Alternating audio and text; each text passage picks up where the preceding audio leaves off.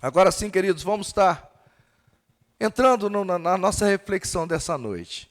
E aí eu queria saber, aqui tem crente raiz ou crente Nutella? Você é crente raiz ou você é crente Nutella? Eu vou perguntar de novo, você é crente raiz ou crente Nutella? Amém. Mas por que é crente raiz e crente Nutella? Por que é raiz e Nutella? É uma expressão que é usada para tanta coisa, né? Você é raiz ou você é Nutella? E eu creio que seja porque a raiz ela é firme. A raiz traz firmeza. E aquilo que é Nutella é aquele negócio meio molenga, né? meio que não é sólido, nem liga, aquele negócio pastoso que não traz uma firmeza. Nessa noite aqui a gente queria falar sobre um tema importante dentro do tema do nosso ano. Tempo de construir. A gente queria falar sobre o tempo de construir raízes. E para isso eu quero te convidar a abrir a sua Bíblia na carta de Paulo aos Colossenses, no capítulo 2. Colossenses 2. Estaremos lendo do versículo 6 ao versículo 12.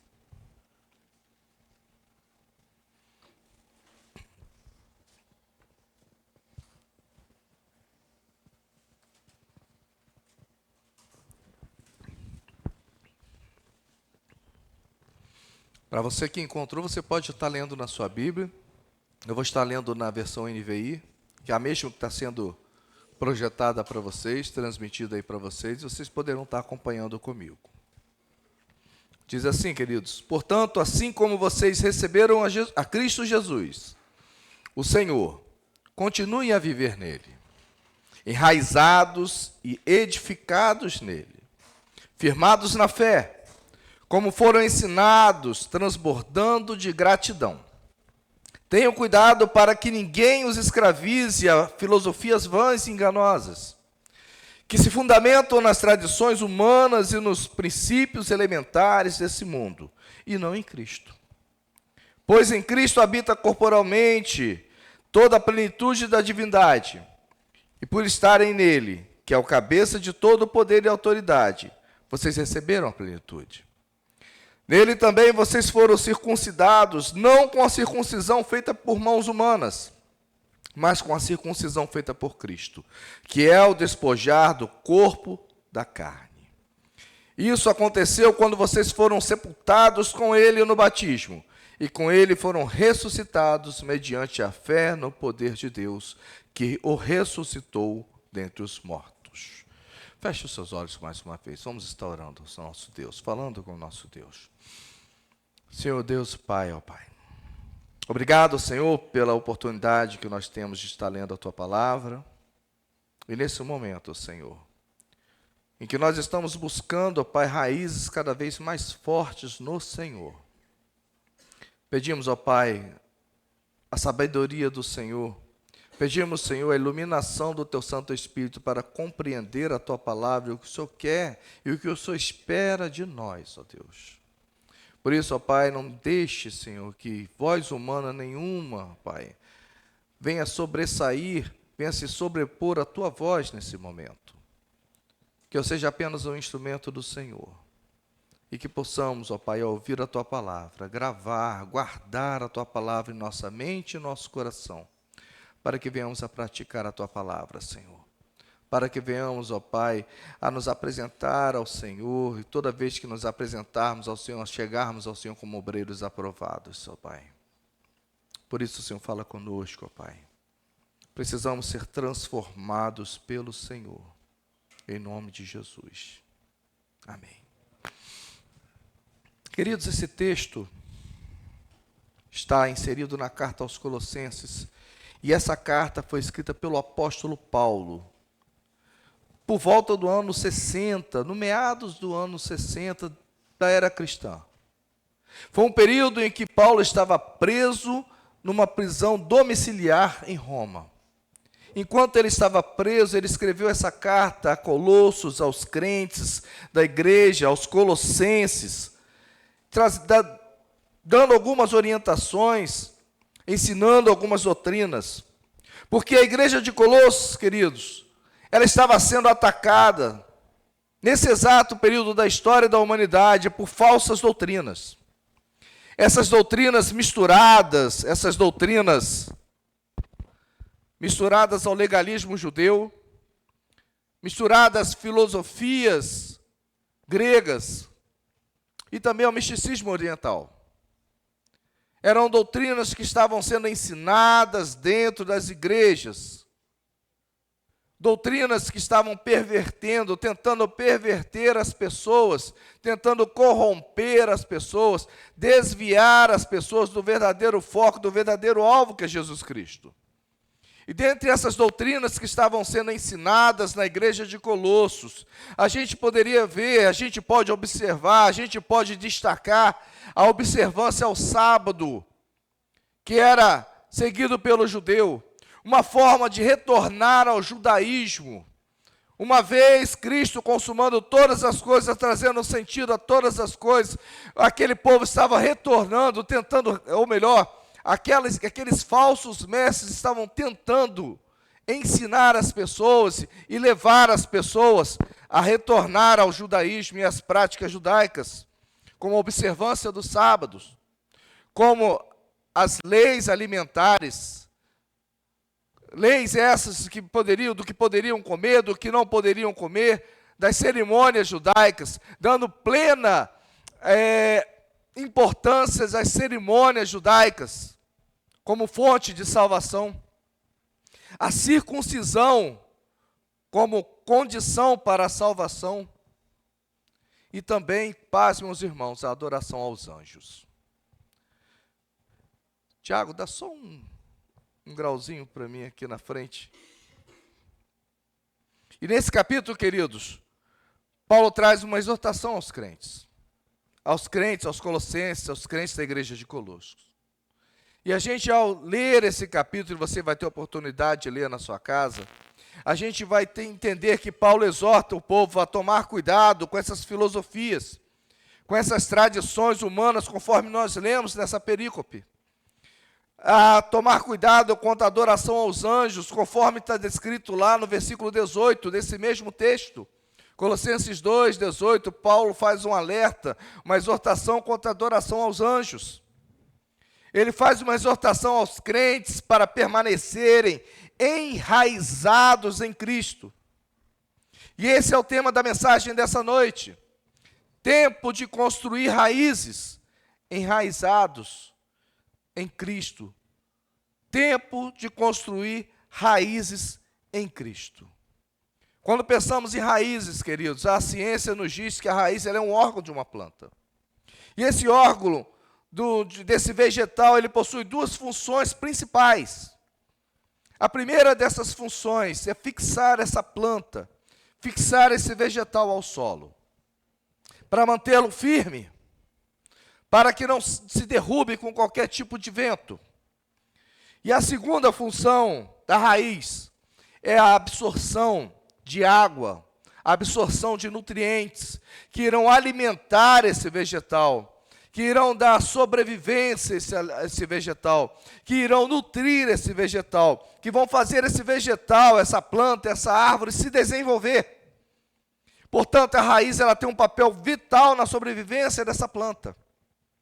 E quando as raízes elas permanecem fixadas, queridos, a um solo rico em nutrientes, a um solo adubado, como a gente costuma fazer na nossa casa, adubar a terra, preparar a terra antes de semear a semente.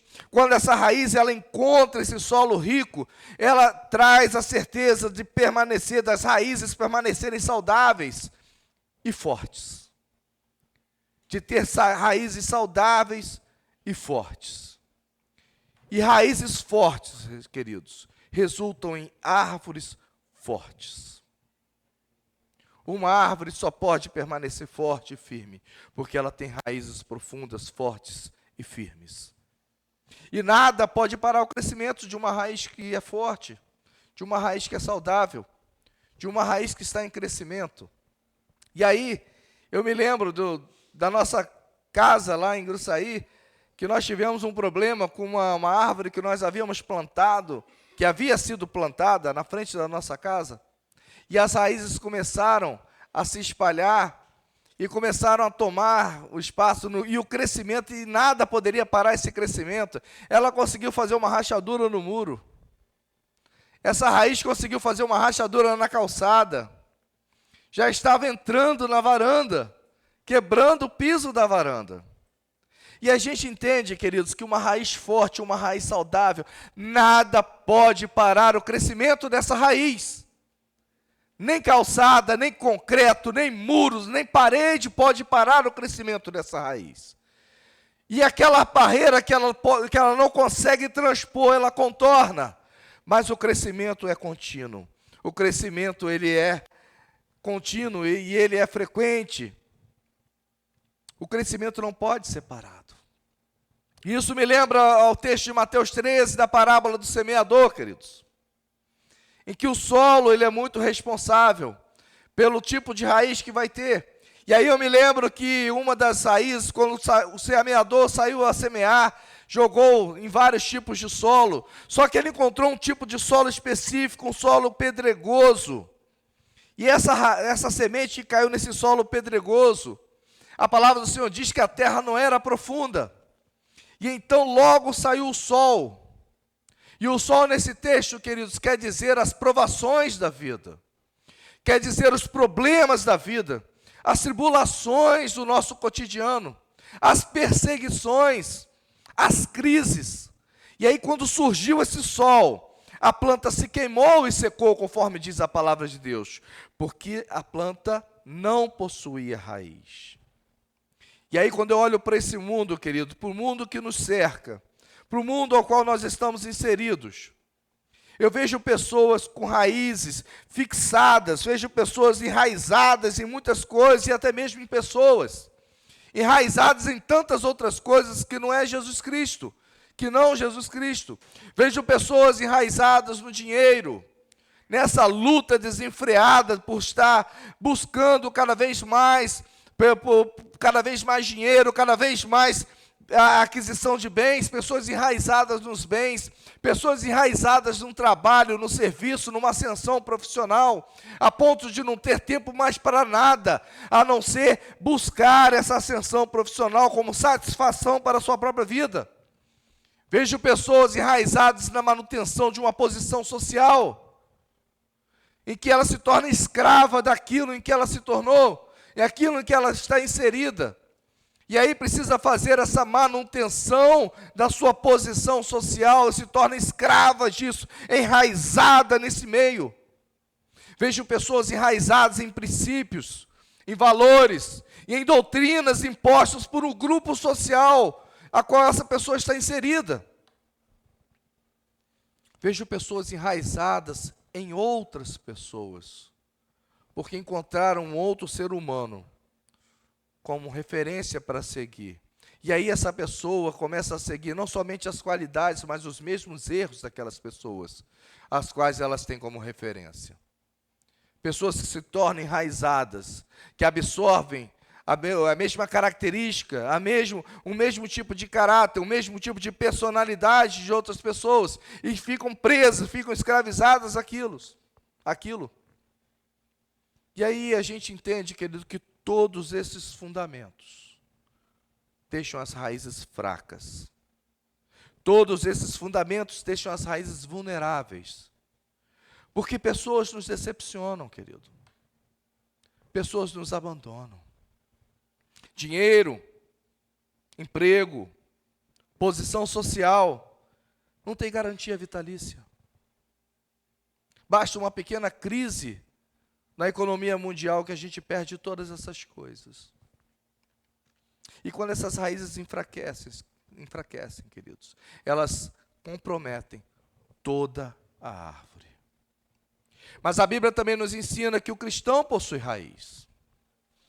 O cristão possui raízes.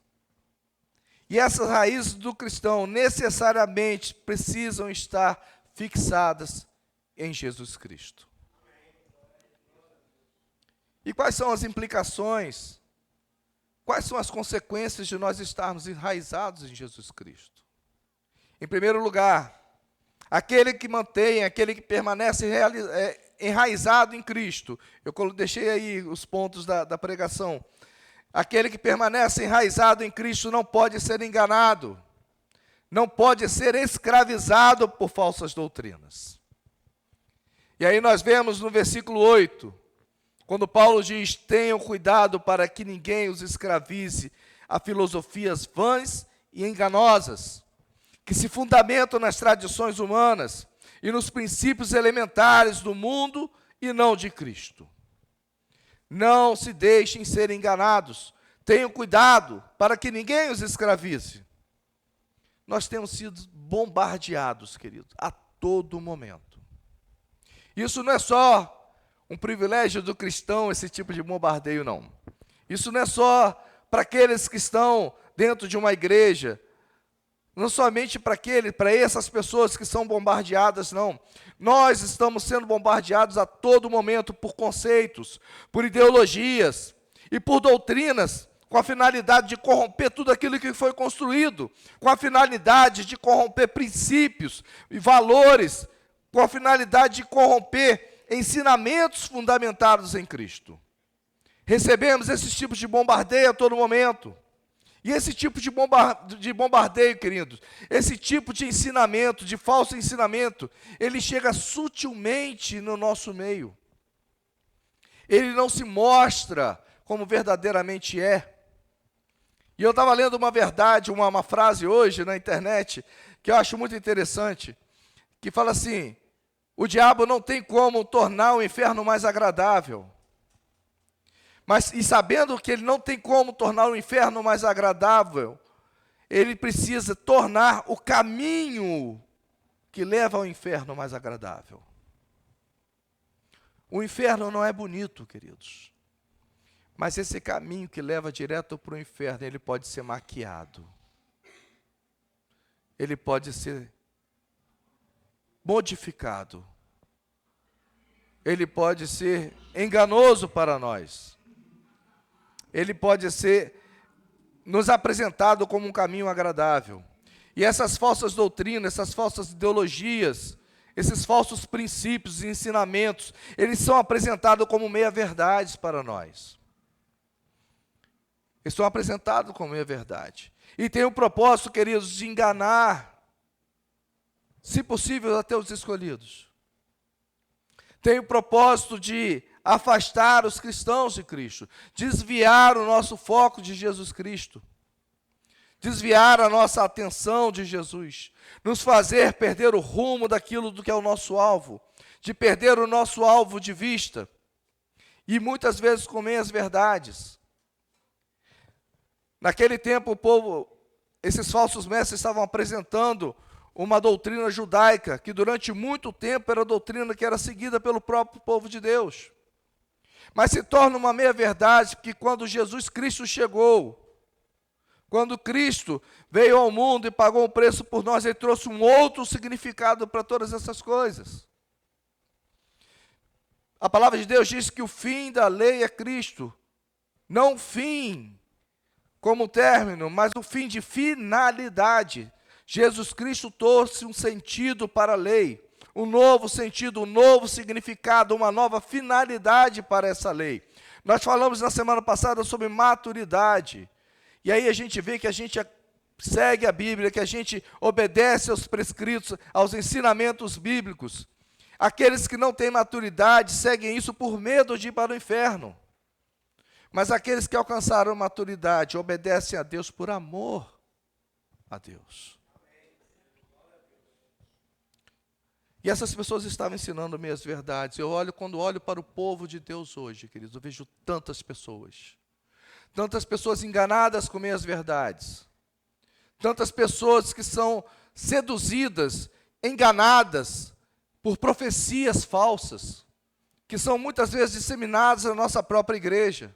Pessoas que se levantam para poder dizer profecias que não estão pautadas na Bíblia. E quando pegam uma pessoa que não tem conhecimento bíblico, essas pessoas conseguem fazer um caos na vida dessas pessoas, dando as famosas profetadas e não profecias. Na palavra de Deus nós temos a maior das profecias. Uma das características da palavra de Deus é a suficiência para todos nós. Tudo o que nós precisamos saber está na palavra de Deus. Por isso a própria palavra de Deus nos diz para julgar as profecias. Aquilo que nós recebemos. Temos que fazer como o meu bereano, vai lá na Bíblia, vê se está lá correto. Se não estiver correto, joga fora. Considera como inútil. Não absorva. Estejam atentos, queridos, quanto às falsas profecias que são disseminadas, inclusive no nosso meio. Estejam atentos, para que nenhum de nós venha se perder, nenhum de nós venha se desvirtuar, nenhum de nós venha a se perder pelo caminho.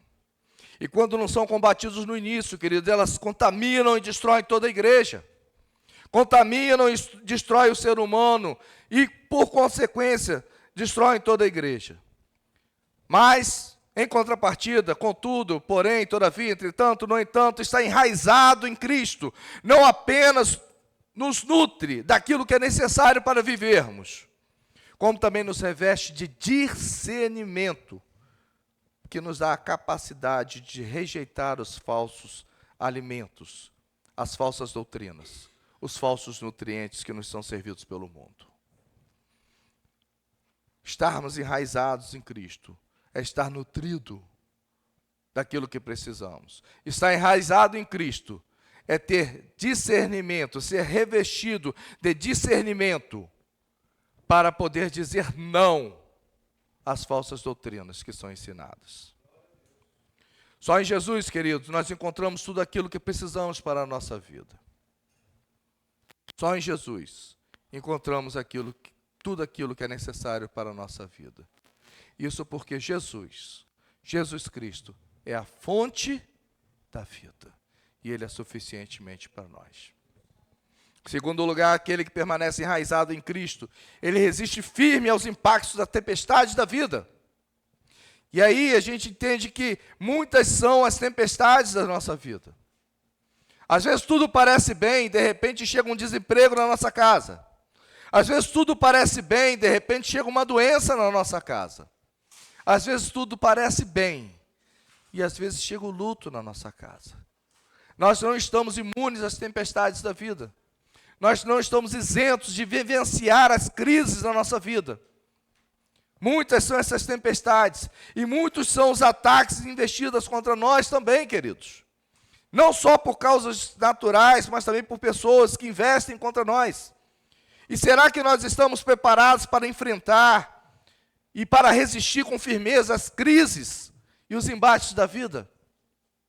Como é que está a sua vida hoje? Será que você está preparado para poder enfrentar, resistindo e persistindo de pé diante desses embates da vida, diante dessas crises? Como está a nossa vida? No versículo 6, no finalzinho do versículo 6, no início do versículo 7, ou melhor, em todo o versículo 7, o apóstolo Paulo nos motiva a continuar a viver em Cristo. Final do versículo 6, continue a viver nele, em Cristo, enraizados e edificados nele. Prestem atenção, firmados na fé, como foram ensinados, transbordando de gratidão. Continue enraizados. Continue edificados, continue firmados em Jesus Cristo. Estar intimamente conectado com Jesus, queridos, é ter a garantia de plena firmeza, é ter a garantia de plena constância nesses tempos de crise que vão aparecer. Se não estamos vivendo, se não vivenciamos, com certeza iremos viver tempos de crise, porque essa é uma coisa natural do ser humano.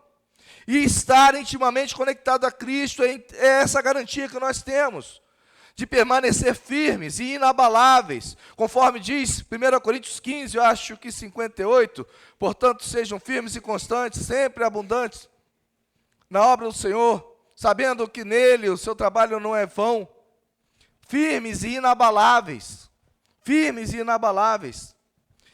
confirma para mim, Cacau, essa afirmação pode parecer até meio despretensiosa, queridos, mas ela traz uma grande verdade para nós. Amém. Acertei o endereço. Ela traz uma grande verdade para a vida do cristão. E sabe o que significa a palavra firmeza, nesse termo grego que está escrito aqui, em 2 Coríntios 2? É estar pronto para receber o impacto do inimigo. Estar pronto para receber esse impacto, esse ataque, essa investida do inimigo, sem recuar.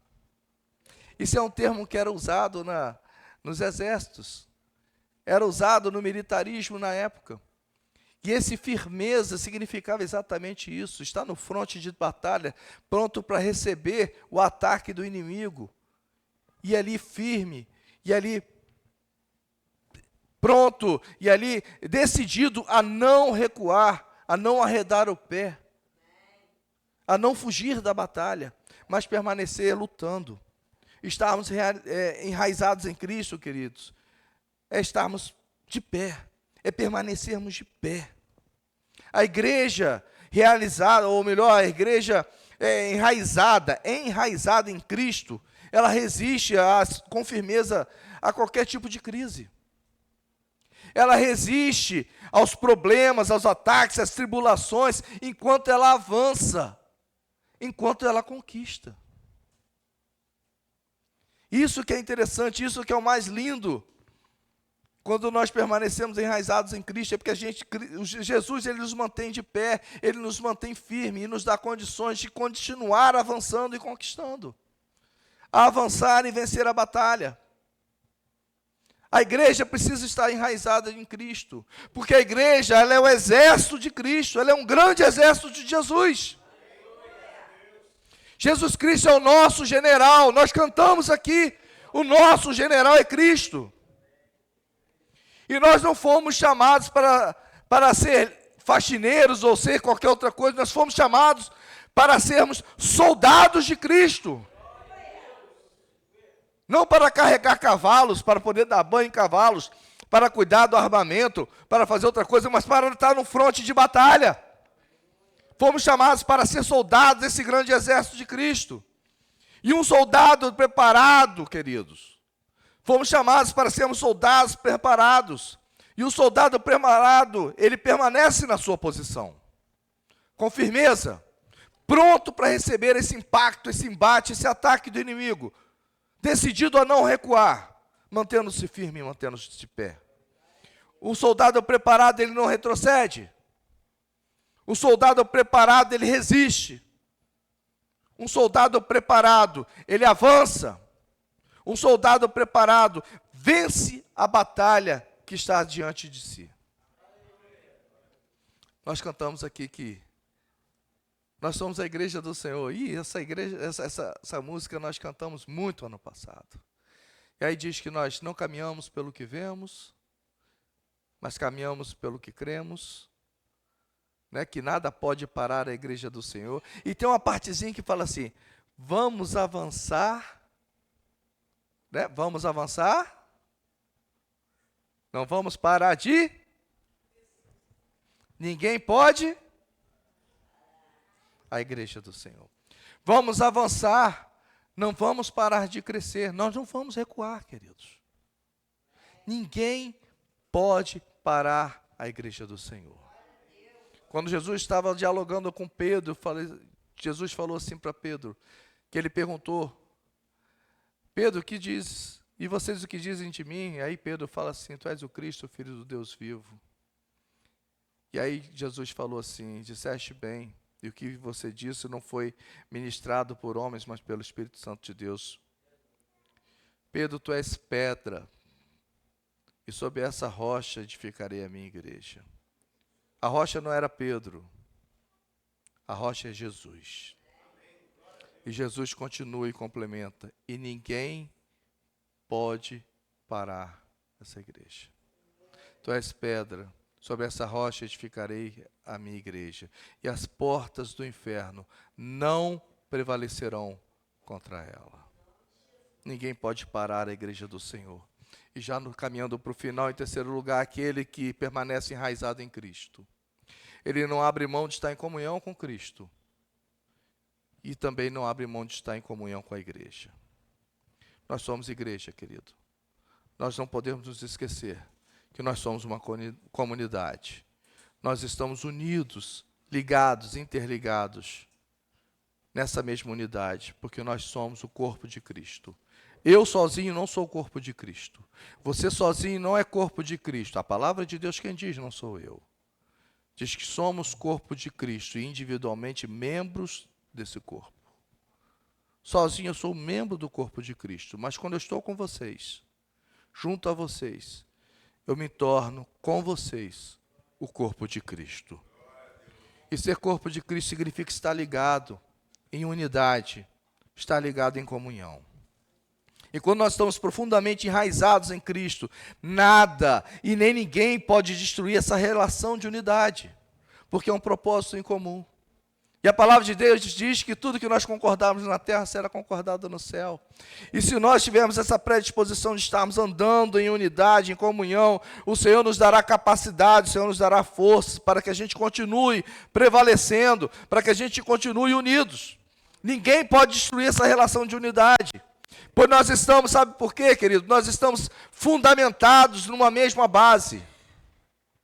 Estamos fundamentados numa mesma pessoa que é Jesus Cristo. 1 João 4:20 traz um texto de João que diz que se nós não amamos o nosso irmão, a quem vemos, nós não podemos amar a Deus a quem não vemos. Por isso é tão importante nós amarmos o nosso irmão. Se a gente não tem a capacidade de expressar o amor ao nosso irmão, não ao irmão que nós escolhemos, porque se for para escolher, a gente vai escolher os da nossa casa. Se for para escolher, vamos escolher os nossos pais, os nossos irmãos, os nossos filhos. Se for para escolher, nós vamos escolher aquelas pessoas que nos querem bem, que vivem nos agradando. Mas a palavra de Deus nos move a amar todas as pessoas. Jesus Cristo falou que nós devemos amar os nossos inimigos. Amarmos todas as pessoas. E se nós não amamos o nosso irmão, e aí pensa até no teu inimigo. Se nós não amamos o nosso irmão, a quem nós vemos, a palavra de Deus diz lá em 1 João, que nós não podemos amar a Deus a quem não vemos. Nosso amor a Deus é manifestado pelo nosso amor ao nosso irmão. Aqui está dizendo, refletindo, essa frase não está aqui por acaso. Essa frase não está aqui por acaso. Está aqui para nos lembrar que nós temos uma missão, que nós temos um compromisso de amarmos o nosso irmão, de sermos reflexo do amor de Deus. E isso nós vamos refletir, manifestando esse amor aos nossos irmãos. O nosso amor ao nosso irmão ele é manifestado também pelo cuidado que nós temos. Não cuidado com ele, toma cuidado com ele, não. Cuidado dispensado a ele.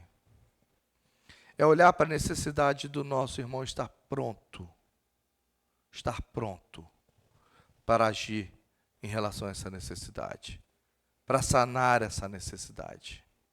E nós mostramos que nós estamos enraizados em Jesus quando nós estamos prontos para agir em prol de sanar a necessidade dos nossos irmãos. O amor ao nosso irmão também está ligado à nossa capacidade de perdoar. Muitas pessoas têm muita facilidade de amar, mas a mesma facilidade que elas têm de amar é a facilidade que elas têm de não perdoar. E é interessante que quando nós oramos a oração que Jesus nos ensinou, que serviu de oração modelo, que nós chamamos de oração do Pai Nosso, mas Jesus chama isso como oração modelo, que Ele deixa como modelo para a gente. E aí a gente faz um combinado com Deus. Quando a gente ora, essa parte dessa oração, é como se a gente estivesse fazendo um trato com Deus. Pai, perdoa-nos as nossas dívidas. Presta bem atenção nessa conjunção. Assim como. Da mesma forma, na mesma intensidade que eu perdoo aqueles que estão me devendo, aos meus devedores. Pai, perdoa as nossas dívidas, assim como nós perdoamos aos nossos devedores. Isso quer dizer, queridos, que se você não tem capacidade de perdoar, você precisa rever onde você tem mantido as suas raízes. Porque Cristo nos ensinou a perdoar. Quando Cristo estava pregado na cruz, e eu falei isso na EBD, acho que foi na semana passada. Quando Cristo estava preso na cruz, ali, após ser açoitado, esmurrado, após ter sido torturado, preso, humilhado e preso na cruz, com cravos em suas mãos e pés. Após, quando bebeu água, ofereceram uma esponja com vinagre para ele. E aí os historiadores vão dizer algo mais grave ainda, dizendo que aquele vinagre era utilizado nos sanitários públicos, para a limpeza de sanitário público daquela época. Isso são os historiadores que dizem, não sou eu. Não está descrito esses detalhes na Bíblia. Mas é perfeitamente compreensível e lógico isso. E após ele pedir água, oferecerem uma esponja com vinagre para ele, antes de morrer, Jesus falou, Pai, perdoa, porque eles não sabem o que fazem. Anos depois, quando a igreja estava lá sendo organizada, sendo instituída, sendo estruturada, foram chamados 7 pessoas para servir como diácono, dentre eles Estevão. E após Estevão pregar o evangelho, clamando, chamando o povo para um arrependimento, Estevão foi levado para a praça pública, onde começou a ser apedrejado. E então Estevão olha para o céu e fala, Senhor, não imputa a essas pessoas essa responsabilidade. Está enraizado em Cristo. É mesmo diante de qualquer batalha, mesmo diante de qualquer provação, mesmo diante de qualquer circunstância, nós precisamos estar prontos para liberar perdão, para manifestar o perdão. E como é que está a capacidade sua de perdoar? Como está a sua capacidade de perdoar o seu irmão? Como é que... Será que você tem exercido o perdão que você tem aprendido com Cristo? Porque dentre os muitos ensinamentos, Jesus Cristo nos ensinou a perdoar. Quando nós estamos enraizados em Jesus, queridos, nós entendemos que nós precisamos perdoar. Entendemos também que nós somos responsáveis uns pelos outros. Entendemos também que nós somos dependentes uns dos outros, porque nós estamos unidos, ligados e nessa mesma unidade. Isso quer dizer que a dor do meu irmão é a minha dor. Isso quer dizer, querido, que a alegria do meu irmão é a minha alegria. A tristeza do meu irmão é a minha tristeza. E parece até casamento, né? Na alegria, na tristeza, na saúde e na doença. Mas é isso. É esse tipo de união. Até que a morte nos separe. Até que a morte nos separe desse compromisso. De sentir a dor, de ter empatia pelo meu irmão. De me compadecer, quer dizer, padecer com o meu irmão, as dores do meu irmão. Sabe por quê? Porque nós estamos interligados uns aos outros. Porque nós somos, e nossas raízes estão ligadas ao mesmo solo, ao mesmo lugar, à mesma pessoa que é Jesus Cristo. E é Cristo quem nos une. Enquanto nós permanecemos enraizados em Cristo, queridos, nós vamos sentir esse prazer, esse privilégio, e sermos gratos de poder estar ligados, até mesmo sentir a dor do nosso irmão. Nós vamos sentir o prazer de estarmos unidos e reunidos aqui para adorar o nosso Deus como corpo. E por isso, quando nós estamos enraizados em Cristo, nós não podemos abrir mão dessa comunhão. Não podemos abrir mão dessa comunhão. É uma necessidade urgente, queridos, construirmos as nossas raízes no lugar certo. Construirmos as nossas raízes em Jesus. E agora eu gostaria que você parasse e refletisse. Pare para refletir nesse momento. Diante dessa mensagem toda, e não é uma mensagem ocasional, mas é uma mensagem necessária. Diante dessa mensagem que você ouviu, eu queria que você respondesse para você mesmo. E respondesse para Deus. A forma como você tem vivido, a forma como você tem levado o seu dia a dia? Tem demonstrado que suas raízes estão firmadas em Jesus? Tem demonstrado que você tem aprendido com os ensinamentos de Jesus? Tem demonstrado que essas raízes estão fixas e perfeitamente fixas em Jesus? Você está enraizado em Jesus? E se ainda você não está plenamente enraizado em Jesus, o que está faltando para você estar? O que te falta para estar enraizado em Jesus? Para que as suas raízes estejam em Cristo.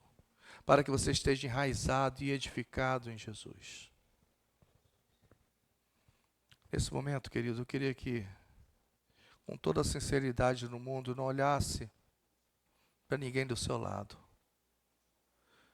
Mas você que quer, a partir de hoje, fazer um compromisso diante de Deus, de estar procurando construir com todas as forças, com tudo aquilo que você puder, construir suas raízes em Jesus. Se você está disposto a fazer esse compromisso, a traçar esse compromisso com Jesus, eu queria que você se colocasse de pé.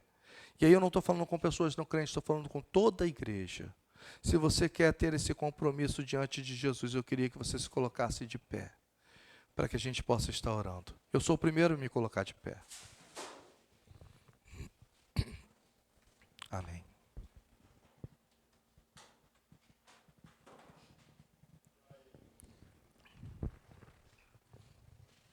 Senhor, te louvamos, ó Deus, pela palavra recebida, ó Pai. A palavra que nos confronta, ó Pai. E esse confronto não é para a nossa destruição, mas para o nosso crescimento, ó Deus. Te louvamos, ó Pai, porque o Senhor não desistiu de nós, mesmo a gente dando tantos motivos para isso, Senhor. Obrigado, ó Pai, porque mais uma vez o Senhor tem nos dado a oportunidade de nos achegarmos ao Senhor, de nos conectarmos ao Senhor, de nos fixarmos ao Senhor, enraizarmos ao Senhor. E queremos, ó Pai, nessa demonstração de fé, dizer que nós temos um compromisso com o Senhor, de construir as nossas raízes fixas em Jesus, fixas no Senhor, considerando, ó Pai, a nossa dependência total do Senhor para recebermos tudo aquilo que precisamos para a nossa sobrevivência, para o nosso revestimento com discernimento, ó Pai, para que nada nos afaste da Tua presença, Senhor, para que possamos, Senhor, permanecer, ó Pai, fixos e fixados no Senhor, para que nada venha enfraquecer a nossa fé no Senhor. Essa fé, ó Pai, que é a certeza daquilo que nós esperamos, Senhor, e a prova hoje daquilo que nós ainda não vemos, ó Pai, mas que temos a plena certeza do seu cumprimento, ó Pai. Por isso, Senhor, nos colocamos, Senhor, diante do Senhor, sabendo que sozinhos, Senhor, não somos capazes, ó Pai, de permanecer enraizados no Senhor, porque isso, ó Pai, não depende somente de nós, porque nós não temos essa força necessária. Mas nós damos o primeiro passo, Senhor. Nós damos o primeiro passo da construção das nossas raízes. E pedimos, ó Pai, naquilo que nós não podemos, que o Senhor venha complementar, de acordo com a sua graça, misericórdia e compaixão, de acordo com o seu poder, para que nada não venha nos desarraigar do Senhor, ó Deus. Por isso, ó Pai, te louvamos, Senhor. E já te agradecemos, Senhor, pela transformação que o Senhor já está fazendo em nosso meio. Em nome de Jesus. Amém.